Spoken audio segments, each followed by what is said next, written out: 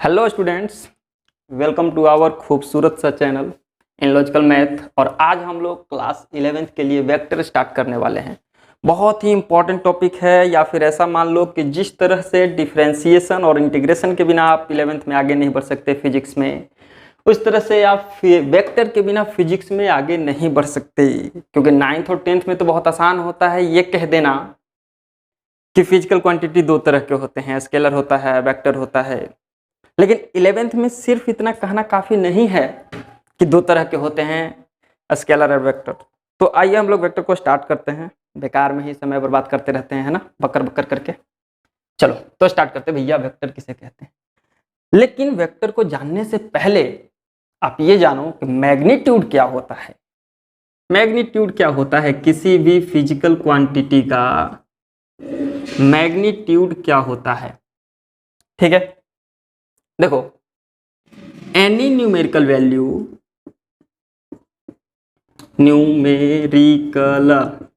Any numerical value with its unit is called magnitude. कितना आसान है, कितना आसान है। कोई भी न्यूमेरिकल वैल्यू ले लो, कोई भी न्यूमेरिकल वैल्यू ले लो और साथ में उसका यूनिट लिख दो तो मैग्नीट्यूड कहलाएगा फिजिकल क्वांटिटी का। जैसे फॉर एग्जांपल 5 ले लिया। 5 क्या है? 5 एक न्यूमेरिकल वैल्यू है। 5 एक न्यूमेरिकल वैल्यू है। Okay, example. ओहो, कितना गंदा लिखता हूँ मैं कभी कभी। 5 एक न्यूमेरिकल वैल्यू है। अब 5 तो सिर्फ नंबर है ना, ये किसी चीज़ को डिनोट करेगा क्या? अगर मैं आपसे सवाल पूछूं व्हाट डज इट रिप्रेजेंट, तो कुछ नहीं, सिर्फ एक नंबर है, नंबर को रिप्रेजेंट कर रहा है। बट अब मैं आपसे सवाल पूछूं कि व्हाट इज इट रिप्रेजेंटिंग, तो कहोगे कि it is representing the mass. किसी न किसी चीज के वजन को रिप्रेजेंट कर रहा है। क्यों क्यों क्यों? क्योंकि ये हो गया न्यूमेरिकल वैल्यू, ये हो गया न्यूमेरिकल वैल्यू, ये हो गया यूनिट, और दोनों मिलके हो गए मैग्नीट्यूड। किसके मैग्नीट्यूड? मास के मैग्नीट्यूड। किसके मैग्नीट्यूड? मास के। चाहे आप आलू खरीद रहे हो 1 kg, चाहे आप मार्केट में जाके ढेर सारा पपीता खरीद लिए, 1 kg नहीं 5 kg, है ना, पपाया, जो भी whatever you are doing, this is representing the magnitude of mass. Is that clear? बात समझ में आ गया? वेल से किसी ने बोल दिया 10 एम्पियर, 10 एम्पियर, तो ये करंट का मैग्नीट्यूड हो गया। करंट का मैग्नीट्यूड हो गया। ये पूरे तरह से करंट नहीं हो गया, करंट का मैग्नीट्यूड हो गया, numerical value with its unit, है ना। किसी ने बोल दिया 10 डिग्री सेल्सियस, ये टेम्परेचर का हो गया मैग्नीट्यूड। 10 डिग्री सेल्सियस टेम्परेचर का मैग्नीट्यूड हो गया। तो मैग्नीट्यूड किसे कहते हैं बाबू? Numerical value with its unit. ठीक ठीक ठीक ठीक ठीक। अब हम लोग फिजिकल क्वांटिटी पे आते हैं। तो जैसा कि आपको पता ही होगा कि फिजिकल क्वांटिटी क्या होता है, स्केलर होता है और वेक्टर होता है। तो सबसे पहले ये समझो कि भाई वेक्टर की हमें ज़रूरत क्यों पड़ी, है कि नहीं? वेक्टर की हमें ज़रूरत क्यों पड़ी? ठीक, ऐसा समझो आप, ऐसा समझो कि मान लो ऐसा, ला ला ला ला ला, चलो ये आपका चौराहा हो गया। डू नो चौराहा, जहाँ पे चारों तरफ से रास्ता होते हैं, बहुत बड़ा बना दिया मैंने, ये चौराहा हो गया। यहाँ पर आपका स्कूलवा है, आप स्कूलवा को तो पहचानते ही होंगे। सो आपका ये स्कूल रहा। अब मान लो कोई आदमी आपसे आया, कोई भी एक अननोन पर्सन आता है और आपसे पूछता है कि आपको स्कूल के पास जाना है। अब वो जल्दीबाजी में है, आप बोले कि एक काम कीजिए, यहाँ से 100 मीटर दूरी पे ईस्ट के तरफ चले जाइए। ये मैंने ईस्ट माना, इसको क्या मान लिया? North, south, west. तो ईस्ट के तरफ। अब बहुत जल्दीबाजी में था बहुत जल्दीबाजी में था, और इतना जल्दीबाजी में था कि उसने आपको 100 मीटर तो सुना, ईस्ट सुना ही नहीं, बस फुर से आगे बढ़ गया, 100 मीटर फुर से आगे बढ़ गया। अरे दादा रे, अब क्या करें, अब आदमी यहाँ पहुंच गया, अननोन पर्सन यहाँ आ गया। Now he is over there. अब यहाँ आने के बाद अब वो सोच रहा है, फिर किसी से पूछा भैया स्कूल कितनी दूरी पे है, उसने बोला 200 मीटर। बोले और ले ये क्या हो गया 200 मीटर। अभी वो बता ही रहा था कि 100 मीटर नॉर्थ जाकर के 100 मीटर नॉर्थ जाकर आप 100 मीटर वहां से ईस्ट चले जाइएगा, तो लेकिन सुन नहीं रहा है, आगे बढ़ जा रहा है, आगे बढ़ जा रहा है। तो क्या हुआ, क्या 100 मीटर डिस्टेंस नहीं था, लेकिन क्या ये डिस्टेंस एनफ था? अगर मैं बोलूं कि ये डिस्टेंस एनफ है, तो क्या एनफ है इस स्कूल के पास पहुंचने के लिए? कि इस डिस्टेंस के साथ साथ डायरेक्शन भी जरूरी है, डायरेक्शन भी जरूरी है ना? क्या बिना डायरेक्शन के आप स्कूल के पास पहुंच जाएंगे? तो उसी तरह से मैं आपको और भी एग्जांपल देता हूं, आपने ये देखा होगा बहुत सारे जगहों पे,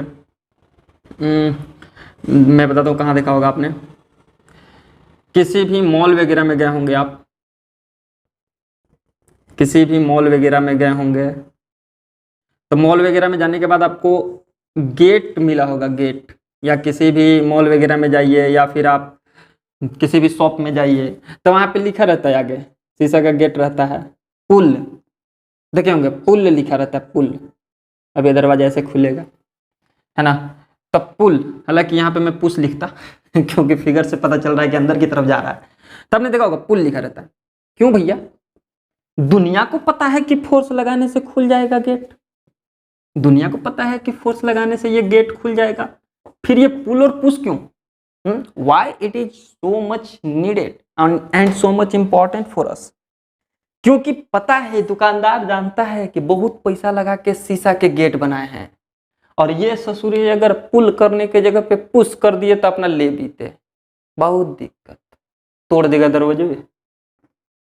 तो फोर्स लगाना इंपॉर्टेंट है, लेकिन कहीं फोर्स गलत डायरेक्शन में ना लग जाए, समझ रहे हो मेरी बात को? कहीं फोर्स गलत डायरेक्शन में ना लग जाए, फोर्स का इंपैक्ट तो आएगा, रॉन्ग इंपैक्ट आएगा नहीं, तो इसलिए इसका डायरेक्शन देना जरूरी है, इसलिए बेचारा वो लिख देता है। और आप देखे होंगे अगर इस तरफ से पुल लिखा हुआ है तो उसके जस्ट अपोजिट में पुश लिखा रहता है, भैया इधर से खोलिएगा तो ऐसी जगह उधर से, क्योंकि उस शीशा का दरवाजा तो एक्चुअली में पता नहीं चलता है कि पुश करना है कि पुल करना है।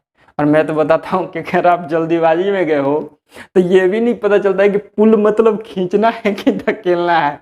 आप ईमानदारी से सोचो मैं क्या बोल रहा हूँ, जाओ जल्दीबाजी में जाओ, शॉप के गेट पे पुल लिखा हुआ हो, कंफ्यूज हो जाओगे, पुल है, धक्का दे दोगे, अब बाद में पता चलेगा अच्छा पुल था, ये तो खींचना था जी, है ना? तो बहुत दिक्कत है टेंशन ही हो जाता है ना? तो खैर, तो ये है फोर्स है, इसको डायरेक्शन की जरूरत है। मैं अपने पॉइंट पे आ जाता हूँ वापस, इसको डायरेक्शन की जरूरत है। फिजिकल क्वांटिटी, तो हमने अभी अभी समझा कि भाई बहुत सारे ऐसे फिजिकल क्वांटिटीज हैं जिन्हें डायरेक्शन की ज़रूरत पड़ती है, बहुत सारे ऐसे फिजिकल क्वांटिटीज हैं जिन्हें डायरेक्शन की ज़रूरत नहीं पड़ती है, वो अपने आप में एक मतलब पूरी तरह से एक्सप्रेस हो जाते हैं बिना। उस हिसाब से फिजिकल क्वांटिटीज को दो पार्ट में बांट दिया गया, बेसिक दो पार्ट में, ऐसे बहुत सारे होते हैं बेसिक, अभी समझाता हूँ। तो बोला गया क्या कि फिजिकल क्वांटिटी को एक बना दिया गया स्केलर क्वांटिटी, स्केलर क्वांटिटी, और एक बना दिया गया vector quantity, scalar vector. Physical quantity को मैं शॉर्टकट में लिख दूं क्या, PQ, PQ physical quantity, scalar quantity, vector quantity. अब स्केलर क्वांटिटी किसे बोला गया, सुने ध्यान से, स्केलर क्वांटिटी उस क्वांटिटी को बोला गया, वैसे फिजिकल क्वांटिटी को बोला गया जिसके पास सिर्फ और सिर्फ मैग्नीट्यूड हो, having magnitude only। मैं पूरा नहीं लिख रहा हूं, इस चीज को आप समझ लेना, बहुत इंपॉर्टेंट होने वाला है ये चैप्टर, है ना? Vector, okay. और इसमें इसमें इसमें इसमें वेक्टर में क्या होगा, इसमें having magnitude magnitude as well as direction,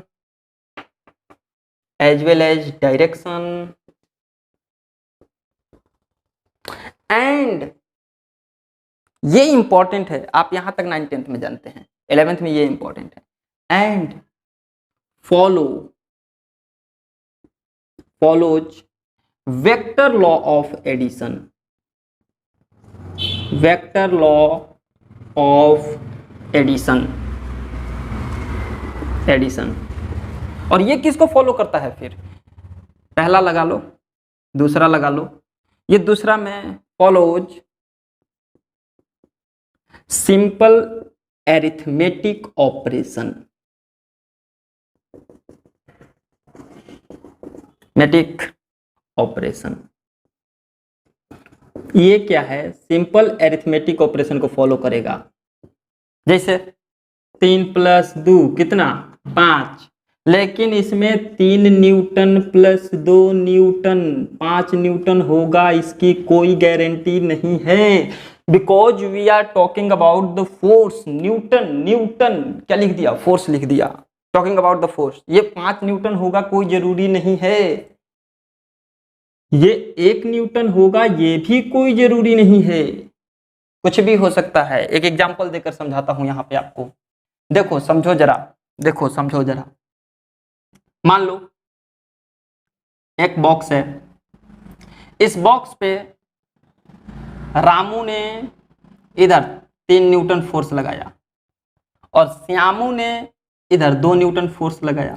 तो चूंकि रामू और श्यामू सेम फोर्स लगा रहे हैं, यानी कि नहीं, मतलब फोर्सेस के मैग्नीट्यूड अलग अलग हैं, लेकिन उनका डायरेक्शन सेम है, डायरेक्शन सेम है, तो हम लोग कह सकते हैं कि इसका जो इम्पैक्ट होगा वो इम्पैक्ट ज्यादा होगा। तो जो नेट फोर्स होगा, नेट फोर्स यानी कि रिजल्टेंट फोर्स, यानी कि जो जुड़ के ऐड उड होने के बाद, तो हम लोग कह सकते हैं हाँ भैया नेट फोर्स जो आएगा वो आएगा 3 न्यूटन प्लस 2 न्यूटन 5 न्यूटन। ठीक ठीक ठीक ठीक। लेकिन मान लो डायरेक्शन उल्टा होता तो, डायरेक्शन उल्टा होता तो कहाँ बताऊं, यहाँ बता देता हूं। मान लो डायरेक्शन उल्टा होता तो रामू लगाता इधर 3 न्यूटन, श्यामू लगाता इधर, धक्का देता 2 न्यूटन से, तो वैल्यू कितना आता, तो वैल्यू कितना आता, तो वैल्यू आ जाता कितना, तो वैल्यू आ जाता है आपका 1 न्यूटन, क्योंकि इधर धक्का दे रहे 3 से, 3 इधर से 2, कितना का इंपैक्ट पड़ेगा, 1 का। किधर पड़ेगा ये भी लिखना जरूरी है, किधर पड़ेगा, इधर पड़ेगा, इधर पड़ेगा।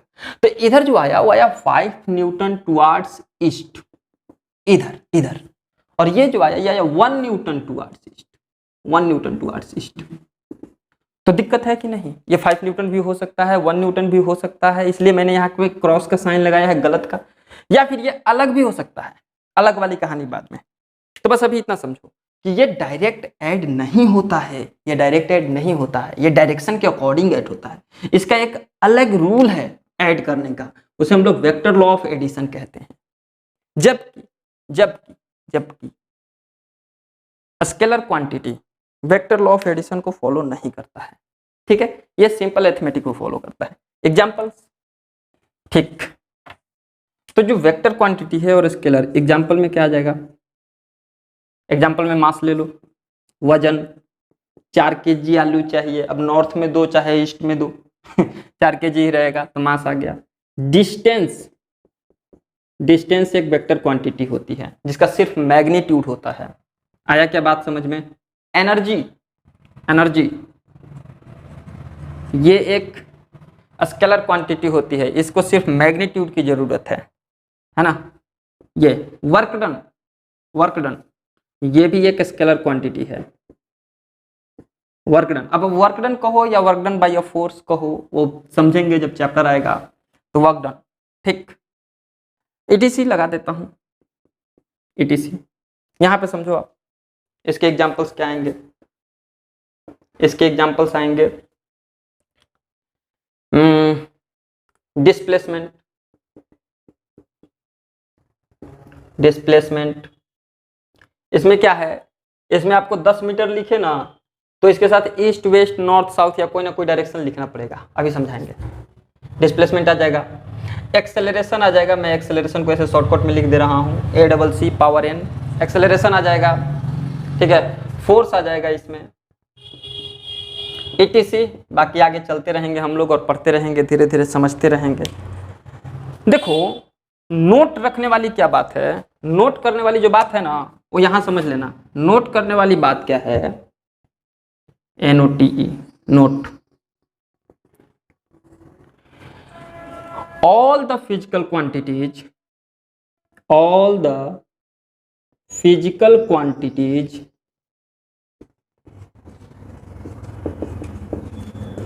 having magnitude and direction both are not vector। ये क्या था सर, ये क्या था? All the physical quantities having magnitude and direction both are not vector।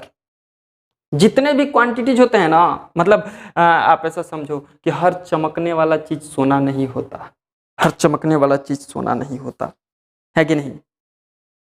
The matters who always glow is not a gold। हर चमकने वाला चीज सोना नहीं होता। तो यहां पे हर फिजिकल क्वांटिटी जिसके पास मैग्नीट्यूड और डायरेक्शन दोनों हैं वो वेक्टर नहीं होगा। कोई जरूरी नहीं है कि सब वेक्टर होगा। हाँ ये वेक्टर है। कहोगे सर आप बहुत गड़बड़ कर रहे हो, इतना ज्यादा आप गड़बड़ कर रहे हो कि आप जो पॉइंट समझा रहे हो उसका एग्जाम्पल नहीं दे रहे हो। मैंने बोला दूंगा, क्यों नहीं दूंगा। ये देखो कि कॉन्सेप्ट, भैया कॉन्सेप्ट होता है एवरीथिंग। कॉन्सेप्ट नहीं है ना अगर आपके पास, तो आप फिजिक्स में, मैथ्स में आगे नहीं बढ़ सकते हैं। ठीक है, आया कि नहीं बात समझ में? कॉन्सेप्ट अगर आपके पास नहीं है तो आप फिजिक्स में, मैथ में आगे नहीं बढ़ सकते। ठीक है, तो कॉन्सेप्ट पे ध्यान दो। बहुत आप ये वीडियोज वगैरह देखते होंगे यूट्यूब पे, आए जल्दी एकदम फटाफट 10 मिनट में पूरा वेक्टर क्लियर, गड़बड़ा जाएगा। हर एक पॉइंट को अच्छे से समझना है। अगर आप IIT की तैयारी कर रहे हैं, अगर आप नीट की तैयारी कर रहे हैं, वेल आगे बढ़ते हैं। देखो बाबू, करंट के पास दोनों होता है, मैग्नीट्यूड भी है और डायरेक्शन भी है, लेकिन वो वेक्टर क्वांटिटी नहीं है। कैसे? मैं भी समझाता हूँ एग्जांपल में। ये ले लो, वायर ले लो, वायर इधर से बहा दो आप।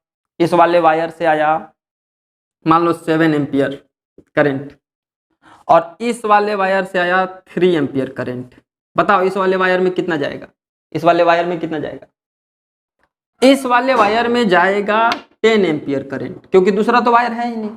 इधर से 7 एम्पियर आया, इधर से 3 एम्पियर आया, तो इसमें तो 10 एम्पियर ही जाएगा भैया, क्योंकि दूसरा तो कोई है ही नहीं, बीच में कोई रास्ता ही नहीं है इसके पास। तो ध्यान से देखो, डायरेक्शन है क्योंकि करंट इधर से इधर ही आ रहा है, इधर से इधर नहीं जा रहा। इसमें भी डायरेक्शन है, करंट इधर से इधर आ रहा है, इधर नहीं जा रहा। इसमें मैग्नीट्यूड भी है 7 एम्पियर, मैग्नीट्यूड भी है 10 एम्पियर। लेकिन जब ऐड करने गए तो सिंपली ऐड कर दिए, 7 ampere plus 3 ampere is equal to 10 ampere. Simply add कर दिए। अब सिंपली ऐड कर दिए ना, यानी कि ये वेक्टर लॉ को फॉलो नहीं किया, इसलिए ये वेक्टर क्वांटिटी नहीं है, इसका मतलब मेन डेफिनेशन क्या था?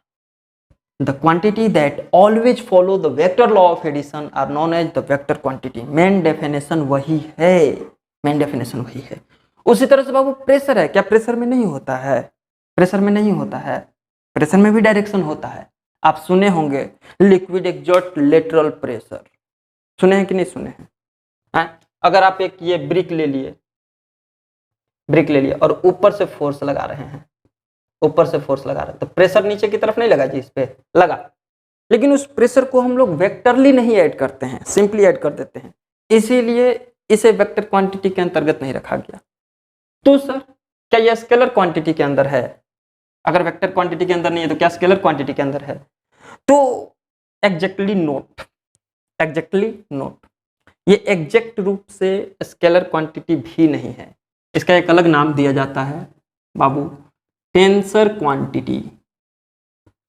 लेकिन हम लोग टेंसर क्वांटिटी पे बात नहीं करेंगे, विचार नहीं करेंगे, इसलिए नहीं कि हम नहीं करेंगे, हम 11th 12th में नहीं, नीट में जेई मेन में, आईआईटी तक आपका टेंसर क्वांटिटी की बात नहीं की जाती है।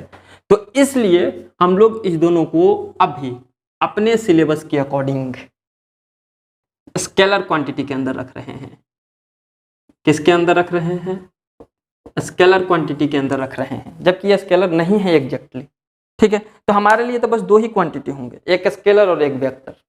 बोलो क्लियर है? सर समझ आ गया। स्केलर किसे कहते हैं, वेक्टर किसे कहते हैं, दोनों में अंतर क्या है? Representation of vector. वेक्टर को रिप्रेजेंट करने का क्या तरीका है? देखो, वेक्टर को रिप्रेजेंट करने का जो मेन तरीका है, ऐसे आप वेक्टर को ऐसे लिख दो, जैसे फोर्स लिखना है तो F लिखो और उस पर एक एरो लगा दो, F पे एक एरो लगा दो।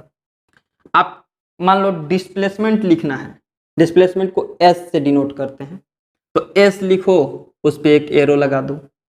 कोई भी वेक्टर A है, A लिखो, उस पर एक एरो लगा दो, तो ये वेक्टर क्वांटिटी कहलाएगा, एरो लगा हुआ। या फिर आप इसको ऐसे भी लिख सकते हो, बड़ा सा ए ऐसे, और ये मतलब काफ़ी ऐसे वाइड स्ट्रिप्ड रहेगा, ये वाइडली स्ट्रिप्ड रहेगा ऐसे। तो भी ऐसा कहीं ऐसे वाइडली स्ट्रिप्ड लिखा हुआ दिख जाए तो भी समझो कि वेक्टर क्वांटिटी की बात कर रहा है।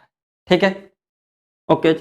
कई बार यूनिट वेक्टर वैसे तो इसको माना जाता है, लेकिन ऐसे लिखा जाता है, एक cap, it is read as A cap, ये वाला ए और ये वाला cap, A cap, it is read as A cap, A cap पढ़ते हैं इसको।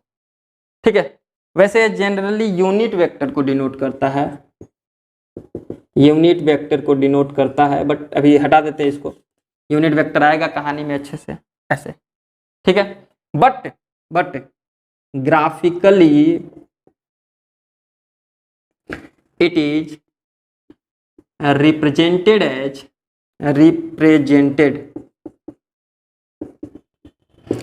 by an arrow।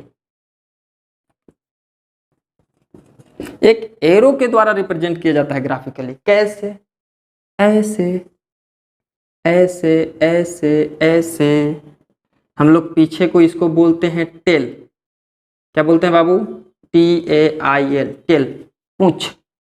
और इसको बोलते हैं हेड, HEAD। जिधर एरो का रहेगा ना साइन, उससे हेड कहते हैं।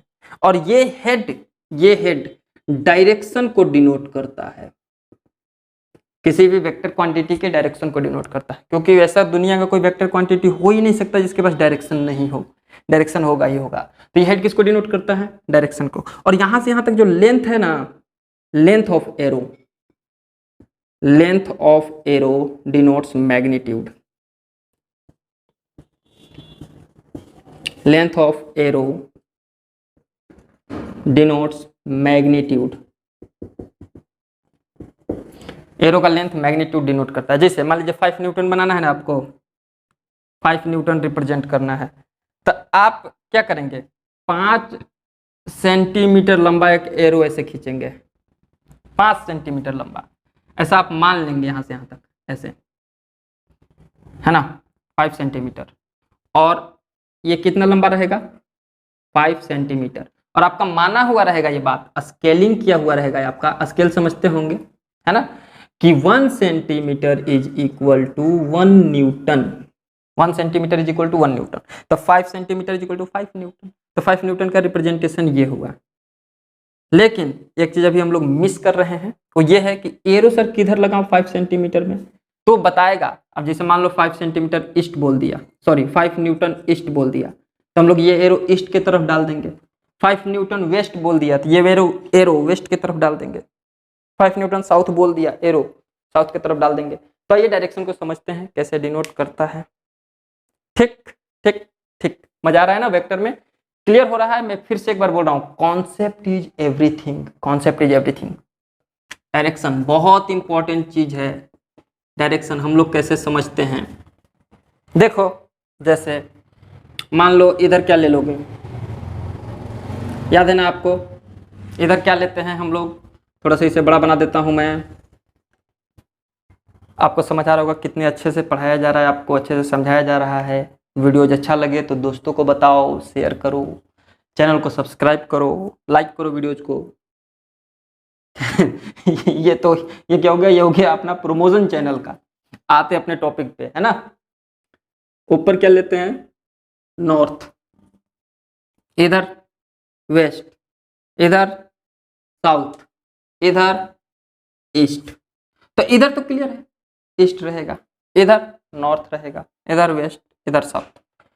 लेकिन अगर आप कोई नॉर्थ ईस्ट बोल दिया, तब क्या आपको नॉर्थ ईस्ट डायरेक्शन में ड्रॉ करना है, north east direction, north east, north east, north east, north east direction. तो किधर जाएंगे, तो देखो याद रखना, नॉर्थ ईस्ट डायरेक्शन जो होता है ना, यहां से ओरिजिन से शुरू करो ऐसे, और एग्जैक्ट 45 डिग्री पे होना चाहिए, एग्जैक्ट 45 डिग्री पे, तो इसको नॉर्थ ईस्ट कहोगे।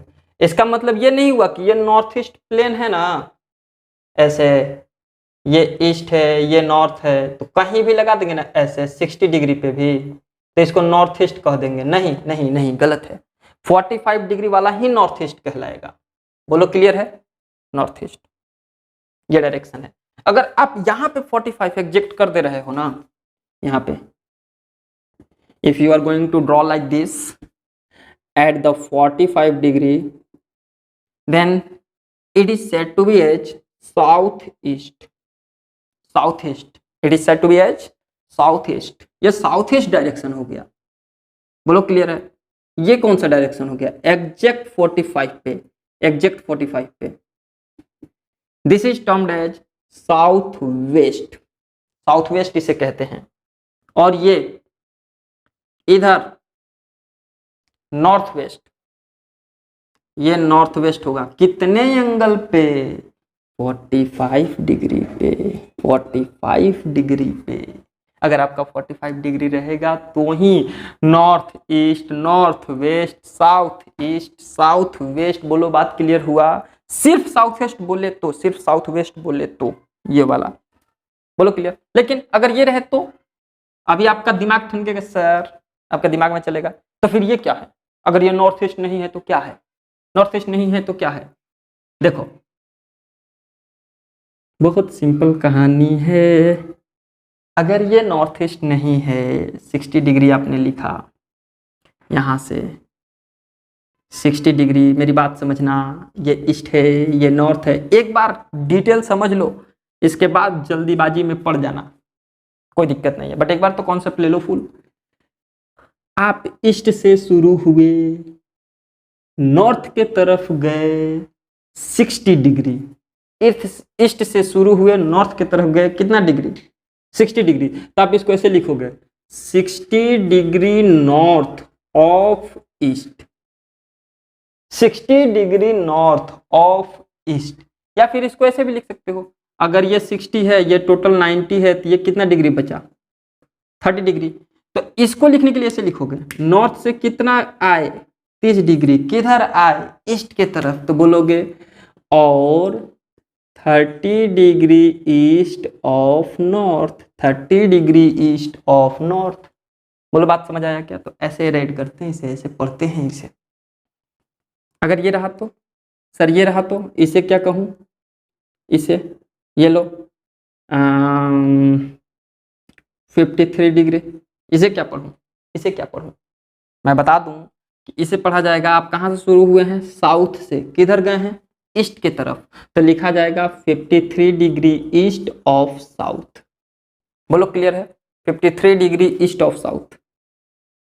नहीं गलती हो गया कुछ, एकदम नहीं, समझिए बात को। ऐसे कर दिए तो, ऐसे कर दिए तो 10 डिग्री, 10 डिग्री, 10 डिग्री, ये किधर गया, तो नॉर्थ से चले हैं किसके तरफ, वेस्ट के तरफ, तो 10 degree west of north, 10 degree west of north.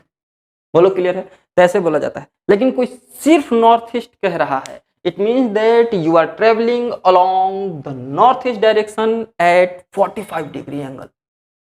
कितने डिग्री एंगल पे आप ट्रेवल कर रहे हैं भैया, आप ट्रेवल कर रहे हैं 45 डिग्री पे, है ना मजेदार बात। वेल आगे बढ़ जाऊं, आगे बढ़ जाऊं पक्का। Example, 2 example. किसी ने बोला स्केच 5, इस बार कोई बोलो जी, metre per second square. Acceleration है ये भी एक वेक्टर क्वांटिटी है। Metre per second square 60 degree north of west, ऐसे 60 डिग्री नॉर्थ ऑफ वेस्ट। तो आप कैसे बनाओगे, ड्रॉ करो। तो देखो ऐसे लगा लो, इधर रहा नॉर्थ, इधर रहा west, 60 degree north of west. North की तरफ जाना है 60 डिग्री, किसका? वेस्ट का। ऐसे लिख लो, यहां से ये रहेगा 60 डिग्री, आ गया। अच्छा, ये दूरी कितनी रहेगी? 5 सेंटीमीटर, 5 सेंटीमीटर। लेंथ कितनी रहेगी ये रो की? 5 सेंटीमीटर। और आपने क्या माना है? माना है 1 centimetre is equal to 1 metre per second square, because length of arrow gives you the magnitude of a vector quantity. नहीं समझ आया?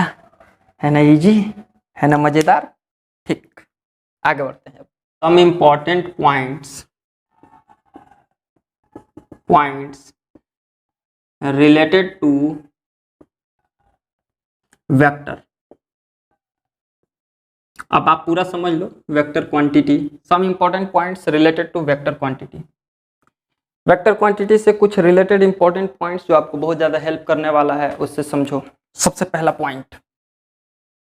Point on rotating 360 degree, on rotating 360 degree और 2 पाई रेडियन। कितना रेडियन? 2 पाई। 2 पाई का मतलब ये होता है 360 डिग्री, क्योंकि पाई का वैल्यू कितना होता है? पाई का वैल्यू होता है 180 डिग्री। पाई का वैल्यू डिग्री में 180 डिग्री होता है, तो 2 पाई कितना हो गया? 360 हो गया। तो on rotating 360 degree the vector remains same, remains same. Vector जो है सेम रह जाएगा। बोलो बात समझ आया? वेक्टर जो है सेम रह जाएगा। समझते हैं कैसे? मान लो ये आपका एक वेक्टर क्वांटिटी है, कोई भी है, चाहे फोर्स हो, डिस्प्लेसमेंट हो, है ना, ये मोमेंटम हो, कुछ भी हो। मान लो ये है और यहाँ पे टेल है, डायरेक्शन इधर ईस्ट है। अभी मैं ईस्ट कह देता हूँ, डायरेक्शन इधर ईस्ट है, ठीक है, ईस्ट में गया। अगर आप इसे 360 डिग्री घुमाओ, कैसे घुमाओगे? अगर ऐसे 180 डिग्री अगर आप ऐसे घुमाते हो, ये लो 360 घुमा दिया, तो 360 जब घुमाए आप, टर्न किए, रोटेट किए, तो क्या वहीं नहीं आ गया जी? वहीं ना आ गया। देखिए तो 360 रोटेट किए तो वहीं आ गया है। ये मार्कर रहा, इधर था, ऐसे घुमा देते हैं, कैसे भी घुमा लो आप। तो जा घूम गया घूम गया है ना, ऐसे घुमा लो, फुटक फुटक फुटक फुटक फुटक लो, 360 डिग्री पे वहीं आ गया। तो on rotating 360 degree the vector remains same. Vector क्या रहता है? सेम रहता है। उसकी मैग्नीट्यूड भी सेम रहती है, उसका डायरेक्शन भी सेम रहता है। बोलो क्लियर हो गया पहला पॉइंट? कैसा भी हो, ऐसा भी हो तो भी वही होगा। आप इसे ऐसे रोटेट कर लो 360 डिग्री, वहीं का वहीं आ जाएगा वेक्टर। ठीक, दूसरा important point, vector can be shifted. दुगो एफ होगा ना कि दुगो टी होगा? सब सही है। Vector can be shifted parallel to itself. इसका मतलब अगर आप किसी भी वेक्टर क्वांटिटी को पैरेलली शिफ्ट कर रहे हो तो उसके मैग्नीट्यूड और उसके डायरेक्शन में चेंज नहीं आएगा। कैसे सर? आप तो बस एक्सप्लेन करने में लगे रहो, हम लोग समझ रहे हैं एकदम अच्छे से है ना। आप तो बस कॉन्सेप्ट देते रहो, कॉन्सेप्ट। चलो ठीक है, देखो कैसे। मान लो एक वेक्टर ऐसा है, याद रखना। मान लो ये वेक्टर ए है, मैं इसे ऐसे लिख देता हूँ, वेक्टर ए ऐसा है। तो इसे आप बाबू पैरेलल यहाँ भी लिख सकते हो, ऐसे यहाँ भी लिख सकते हो, कोई दिक्कत नहीं होगा। ये भी वेक्टर ए ही रहेगा, बदलने वाला नहीं है। इसे आप यहाँ से उठा के यहाँ कर दो, टिचक, ये भी वेक्टर ये रहेगा। हाँ, अब यहाँ से वहाँ ले जाने में एक गड़बड़ मत कर देना, लेंथ हवा कम बेसी मत कर देना, मैग्नीट्यूड चेंज हो जाएगा। लेंथ डिनोट्स द मैग्नीट्यूड, तो लेंथ उतना ही रहना चाहिए। आप इसी वेक्टर को पहले मान लो हमें आपको यहाँ ले आना है, यहाँ पे आपको वेक्टर को ले आना है। कैसे लाओगे बोलो, कैसे लाओगे? पहले एक काम करो, इसको एक काम करो, ये इसके सामने ले आओ, यानी कि इसको उठाओ ऐसे, टिचक, यहाँ से उठ के आ जाएगा यहाँ, टिचक, ये लो पैरेलली शिफ्ट हो गया। और अब इसको पकड़ के टिचक यहाँ ले आ दो, ये लो हो गया। इसका मतलब क्या हुआ? इसका मतलब मैं बताता हूं शॉर्टकट में। इसका मतलब कि ये समझो ऐसे कि ऐसे ये अगर हॉरिजेंटल लाइन से 30 डिग्री एंगल बना रहा है तो ये आप कहीं भी लिख सकते हो, बस हॉरिजेंटल लाइन से वो 30 डिग्री ही एंगल बनाना चाहिए। और इसी को कहते हैं पैरेलली शिफ्ट करना। ऊपर लिखो, नीचे लिखो, तिरछे लिखो, इधर लिखो, उधर लिखो, बस ये हॉरिजेंटल एंगल, हॉरिजेंटल लाइन से 30 डिग्री एंगल बनाना चाहिए। यहाँ भी लिख सकते हो। अब समझ गए ना कि आप लोग जीनियस हो गए। 30 डिग्री ये पैरेलली शिफ्ट है, आप रिलेशन लगाओगे आ जाएगा। पहले कैसे आया? पहले यहाँ से यहाँ गया, यहाँ से यहाँ गया, यहाँ से यहाँ गया, यहाँ से यहाँ गया, लो हर जगह पैरेलल चल रहा है। तो vector can be shifted parallel to itself, अपने आप का पैरेलल शिफ्ट किया जा सकता है। उससे वेक्टर का मैग्नीट्यूड और डायरेक्शन सेम रहता है, यानी कि वेक्टर क्वांटिटी में कोई बदलाव नहीं आते हैं। On joining tail to tail, on joining tail to tail, अगर दो वेक्टर को, ये कैसा टेल लिख दिया मैंने, दो वेक्टर को टेल से टेल जोड़ा, ये ज्वाइन करा दिया जाए। आप टेल टू टेल समझ सकते हो, ये गाना सुना होगा ना, ताल से ताल मिला, है ना, ताल से ताल मिला। बाय द वे आते अपने टॉपिक पे, on joining tail to tail, the smaller angle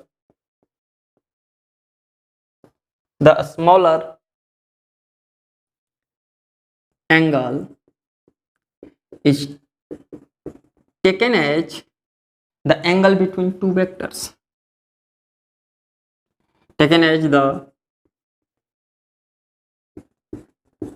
angle between two vectors। देखिए आज हमने जितने भी पापड़ बेले हैं ना, इसी पॉइंट पे आने के लिए बेले हैं, याद रखिएगा। टू वेक्टर्स, इसी पॉइंट पे आने के लिए इतने पापड़ बेले हैं हमने। एंगल समझना था। आज हमने क्या क्या समझा भाई, वेक्टर क्यों जरूरी है फिजिकल क्वांटिटी में?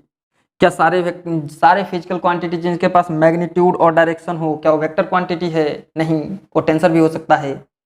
वेक्टर क्वांटिटी में इंपॉर्टेंट क्या है?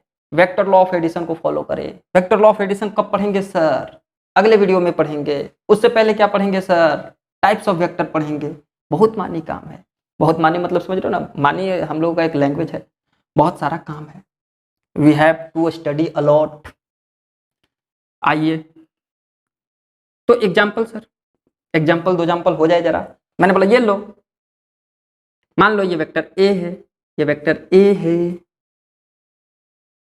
ये वेक्टर बी है, ऐसे ये वेक्टर बी है, और ये एंगल है 360 डिग्री। ये एंगल कितना है बाबू? 360 डिग्री। तो क्या angle between A and B 360? ओहो सॉरी मैं पागल हो गया हूँ। 360 कैसे हो सकता है? इतना भी बाकी है है कि नहीं? हम लोग लिख सकते हैं 330 डिग्री। ये एंगल है 330 डिग्री यहाँ से यहाँ तक। तो क्या हम लोग लिख सकते हैं कि angle between vector A and vector B is equal to 330 degree? बोलो सही कि गलत? तब लोग सर अभी ऊपर तो जोर से आपने लिखा है, चिल्ला के, कि दो वेक्टर हैं, इनके टेल को मिला दिया गया। टेल से टेल को मिलाने के बाद जो स्मॉलर एंगल होगा उसी को दोनों वेक्टर के बीच का एंगल मानेंगे हम लोग। तो ये तो स्मॉलर नहीं है, तो ये नहीं होगा, ये गलत है सर। तो फिर सही क्या है? सही है कि अगर ये 330 डिग्री है तो ये एंगल कितना बचा? क्या ये 30 डिग्री बचा? क्योंकि टोटल तो 360 ही होना है ना, तो 360 यानी कि हम लोग लिखेंगे angle between A and B is equal to 30 degree. ये करेक्ट है। बोलो बात समझ आया क्या? और एग्जाम्पल करेंगे इस पे। एक एग्जाम्पल से हम लोगों का पेट नहीं भरने वाला है, बहुत भूखे प्यासे हैं हम लोग। है ना। अभी ताल से ताल मिलाया, अभी देखो क्या क्या मिलेगा। वेक्टर ए इधर है, ठीक, वेक्टर बी यहाँ है, ठीक, इसके बीच का एंगल 120 डिग्री है, अति सुंदर सर। लेकिन सवाल ये है कि एंगल बिटवीन, मैं इधर कर देता हूँ, यहाँ पे लिख देता हूँ, angle between vector A and vector B क्या होगा। Find the angle between vector A and vector B. आप कैसे बनाओगे बोलो, बना दोगे जी पक्का, बोलो। 60 डिग्री होगा। खुल के बोलो, दब क्यों रहे हो। बी का डायरेक्शन नीचे है, टर्न करेगा 60 डिग्री, पक्का। हाँ हो जाएगा 60 डिग्री पक्का। सामने वाला समझ रहा है, मतलब आप लोग भी समझ रहे होंगे, है ना। चलो देखो, उसने कौन सी थ्योरी लगाई, 60 डिग्री आंसर बोला है, वेल करेक्ट है। सबसे पहली पॉइंट, क्या एक वेक्टर क्वांटिटी को सबसे पहले क्या करना है, टेल से टेल मिलाना है। क्या ये टेल से टेल मिला हुआ है, नहीं सर, छी, ये हेड है, ये टेल है, सॉरी उल्टा बोल दिया। इसका टेल यहाँ है और इसका हेड यहाँ है, तो हेड से टेल मिला हुआ है, गलत। पहले एक काम करो, टेल से टेल मिलाओ। टेल से टेल कैसे मिलाओगे, टेल से टेल मिलाने के लिए इसको क्या पैरेलली शिफ्ट कर सकते हैं, हाँ sir, point number second, a vector can be shifted parallelly, तो शिफ्ट किया इसको ऐसे, इतना ही लंबाई से शिफ्ट कर दिया पैरेलली। शिफ्ट करने के बाद हमें पता चला कि टोटल तो 180 होता है, तो अगर ये 120 है तो ये कितना है, ये कितना है, ये कितना है, 60 डिग्री। यानी कि हमारा जो नया बचा, जो न्यू फिगर हम लोग के सामने चल कर आ रहा है, वो ऐसा आ रहा है, ऐसा आ रहा है, ऐसा आ रहा है, 60 डिग्री। अब दोनों टेल से टेल मिल गए सर, ताल से ताल मिल गए, ताल से ताल मिल गए, वेक्टर ए वेक्टर बी। और अब इसके बीच में जो स्मॉलर एंगल है वो 60 डिग्री है सर, तो आंसर होगा 60 डिग्री, आंसर होगा 60 डिग्री। बोलो क्लियर है, मजा आ रहा है, बात समझ आ रहा है। एक और सवाल दूं, चलो बना ही देता हूं।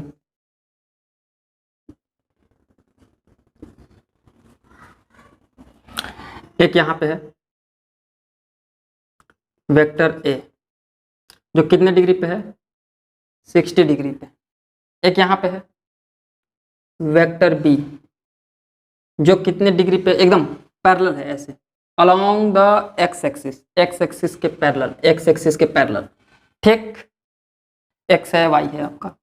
और एक है वेक्टर सी, ऐसे वेक्टर सी जो कि एक्स एक्सिस से, यह वेक्टर सी कितने डिग्री पे ले लूं, ले लेता हूं, अपने को क्या जाता है, लो 80 डिग्री। तो आपका सवाल है, क्वेश्चन क्या है, कहां पे लिखूं।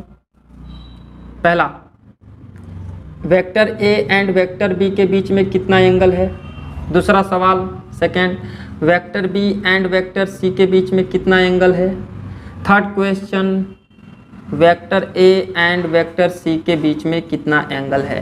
ये तीनों क्वेश्चन है, हम लोग करेंगे, आप सोचिए, तब तक मैं इधर बोर्ड क्लियर करता हूं। क्या करना चाहिए, सुनो, आप एक रफ स्केच बना लो ऐसे, ठीक है, इसे डॉटेड कर दो। मान लो ये अपना एक्स एक्सिस है, समझने के लिए कुछ देर के लिए, ठीक, ताकि डॉटेड करने से ज्यादा समझ आएगा, और कुछ नहीं है। ये लिया एक्स, एक्स से ये वाला कितना डिग्री का एंगल बना रहा है, वेक्टर है, तो बना दो, ओरिजिन पे ले आओ। ये मैंने बना दिया ऐसे, ये एकदम बीच में बन रहा है, बट ये 60 डिग्री दिखाना है हमें, 60 डिग्री वेक्टर ए। फिर उसके बाद यहाँ पे लिख देता हूं मैं वेक्टर ए, इधर वेक्टर बी किधर है, वेक्टर बी किधर है, वेक्टर बी है इधर, सबको ओरिजिन पे लिखो। वेक्टर बी खुद एक्स एक्सिस के पैरेलल है, तो एक्स एक्सिस के पैरेलल है, तो पैरेलली जब शिफ्ट कीजिएगा इधर से इधर, फिर इधर से इधर, तो यहाँ नहीं आ जाएगा। और यहाँ क्यों ला रहे हैं, वही ताल से ताल मिला, तो मिलाया टेल टू टेल, तो वेक्टर बी यहाँ आ गया। और वेक्टर सी कहाँ है, वेक्टर सी कहाँ है, तो वेक्टर सी को भी पकड़ो, खूब यहीं पे आ गया लगभग। लेकिन वेक्टर सी एक्स एक्सिस से कितना डिग्री एंगल बना रहा है, ये एक्स एक्सिस से बना रहा है, आपको यहाँ पे दिखा देता हूं मैं, 80 डिग्री वेक्टर सी, ये दिखाई दिया ना, एक्स एक्सिस से 80 डिग्री। अब आप सोचो, पहला सवाल था अपना vector A and vector B के बीच में बना हुआ एंगल। तो वेक्टर ए यहाँ है, वेक्टर बी यहाँ है, इसके बीच में टेल टू टेल मिलाने के बाद स्मॉलर एंगल कितना है 60। तो आंसर कितना हो गया 60 डिग्री। खत्म। क्या सर इतना इजी सवाल पूछोगे आप। दूसरा बी से सी, बी से सी डायरेक्ट दिख रहा है 80 degree.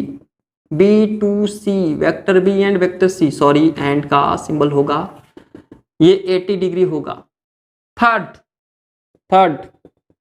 Vector A and vector C क्या होगा, वेक्टर ए कितना, ऐसे देखो ऐसे समझो, ये 80 40 60 है, ये 80 है, तो ये कितना है 20 है, ये कितना है 20 है, ये कितना है 20 है, ये एंगल 20 डिग्री है ना। क्यों, क्योंकि यहाँ से यहाँ तक 80, यहाँ से यहाँ तक 60, तो 20 डिग्री। तो आपका vector A and vector C के बीच में बनने वाला एंगल 20 डिग्री होगा। क्लियर है, देख रहे हो बच्चा कितना जल्दी जल्दी रिस्पॉन्स कर रहा है। ओके, तो और मैं समझा दूँ एक आपके लिए, एक क्वेश्चन लिख देता हूँ, आप घर पे ट्राई करना।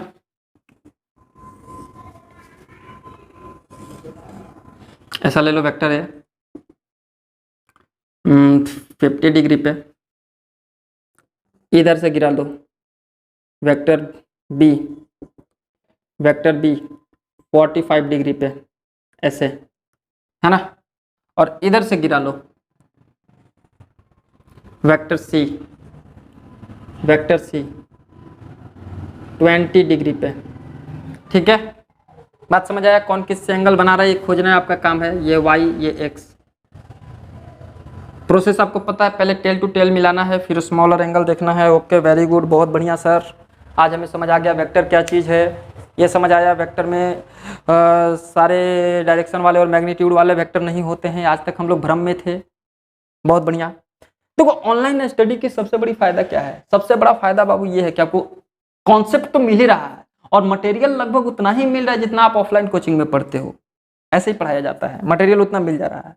साथ में सबसे बड़ी फायदा ये है कि अगर आप भूल गए गलती से ना, तो वीडियोज ऑन करो और रिवीजन कर लो। खैर ये आपके लिए होमवर्क छोड़कर जा रहा हूं मैं, जरूर करें।